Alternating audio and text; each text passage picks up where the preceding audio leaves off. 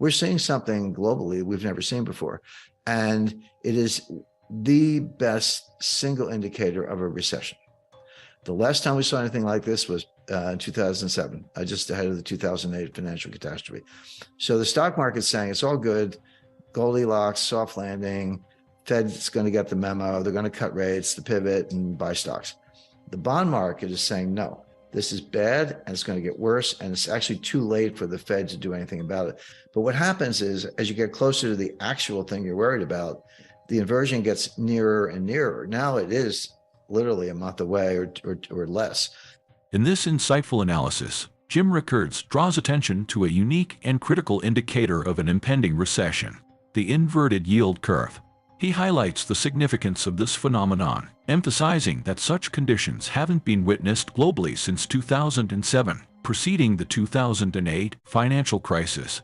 Rickards contrasts the optimistic view portrayed by the stock market, suggesting a Goldilocks scenario, with the more ominous signals emanating from the bond market, indicating a potentially severe economic downturn. Rickards elucidates the three key markets: stocks, bonds, and the real economy, each conveying distinct perspectives. While the stock market appears sanguine, the bond market signals distress, echoing the cautionary tone of an inverted yield curve. Rickards underscores the importance of paying attention to the real economy, where businesses and entrepreneurs are the first to sense economic shifts, often manifesting in layoffs and cost-cutting measures. The discussion delves into the Federal Reserve's role and its potential reaction to these signals. Rickards argues that the Fed may be misreading the situation, as evidenced by their continued tightening policies. He draws parallels with the events of 2018, emphasizing that the Fed's actions then exacerbated market turmoil rather than alleviating it. Interest rates are a lagging indicator. Everyone's like, well, how could interest rates going up if we're in a recession? The answer is, as you get closer to recession, who figures it out first? Well, the Fed figures it out last. They're usually the last to know.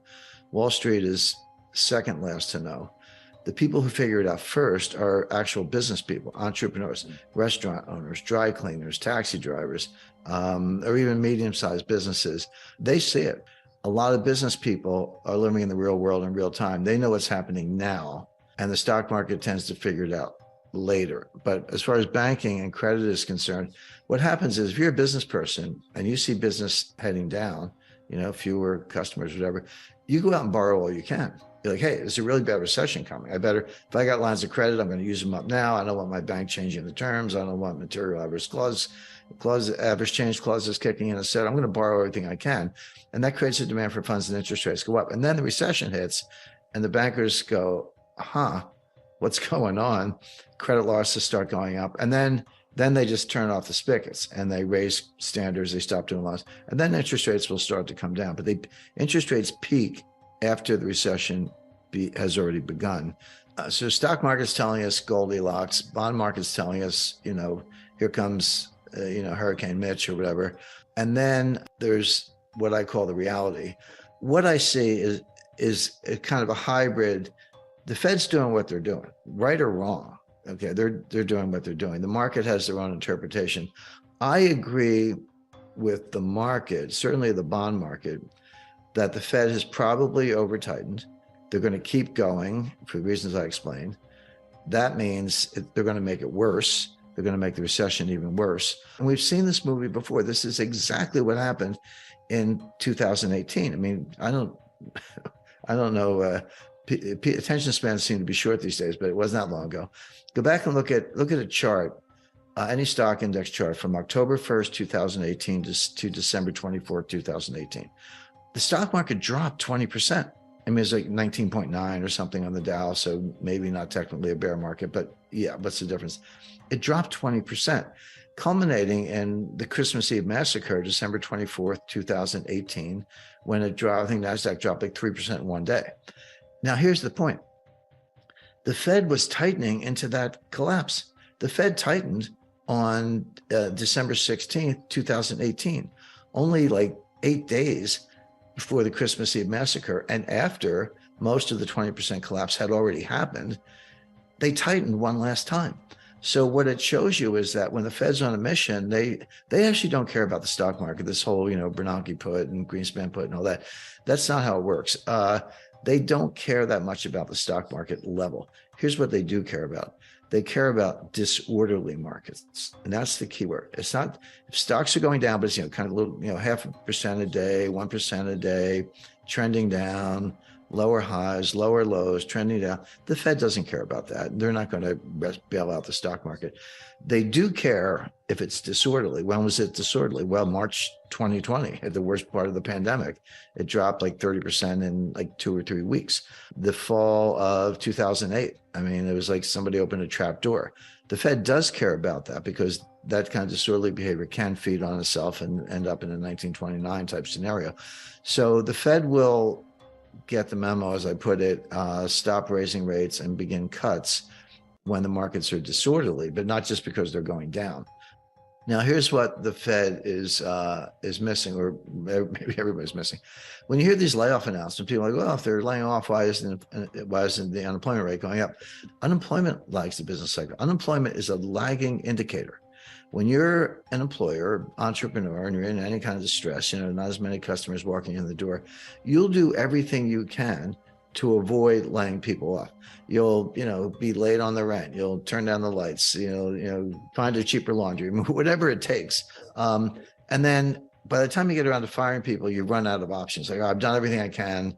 Now my business is in jeopardy. I have to fire some people. So that, and then combine that with what I just said about severance and, rolling terminations, et cetera. It's a lagging indicator. We know enough right now to know that number's going up this spring. But that's not inconsistent with the fact that we're already in a recession. It's exactly what you would expect, that unemployment's a lagging indicator. Now, having said that, what else is the Fed missing? Well, wages are up 5% on an annualized basis, 5.2% on an annualized basis. I'm like, yeah, and inflation's 7% or 6%. So your real wage just went down 1 or 2 points. Because when the Bureau of Labor Statistics reports those wage numbers, those are nominal numbers. I'm not saying they're fake, but you have to know that they're nominal, and you have to subtract inflation to find out what's happening to real wages. And the answer is real wages have been going down for a couple of years because they runs around 5% annualized, give or take. Sounds like a 5% raise. What do you want? Well, yeah, but with 8-9% inflation, or even 6% inflation, your real wage is going down. So that's not a robust number at all. The Fed, by the way, the Fed wants to make it worse. The Fed agrees that those wage gains are too high. But my point is, in real terms, they're actually going down, but the Fed wants them to go down more. That would be one way to put it. If you get inflation down and wages are constant, then the real wage goes up relative to where it was before. But if you're unemployed, you have no wage. So that's another issue. Now, what the Fed is missing, and it's a long list, but there's something called the labor force participation rate. Now, the labor force participation rate, you just take the number of people working divided by the total working age population. It's all you do. It's not sophisticated. And that number today is around 61%, 61.2, give or take, percent. But as recently as 2000, that number was over 70%, and has come down ever since. And it dropped like a stone during 2020, during the pandemic lockdown. Came back a little bit, but not much.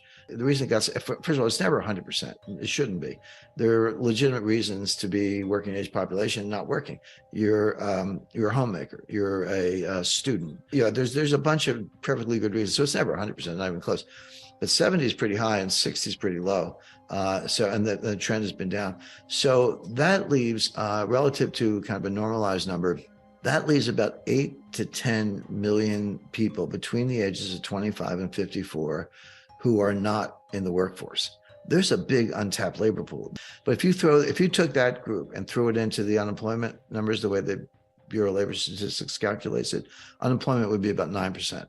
And that's a depression level of unemployment. In conclusion, Jim Rickards' in-depth analysis sheds light on crucial economic indicators and potential warning signs of an impending recession.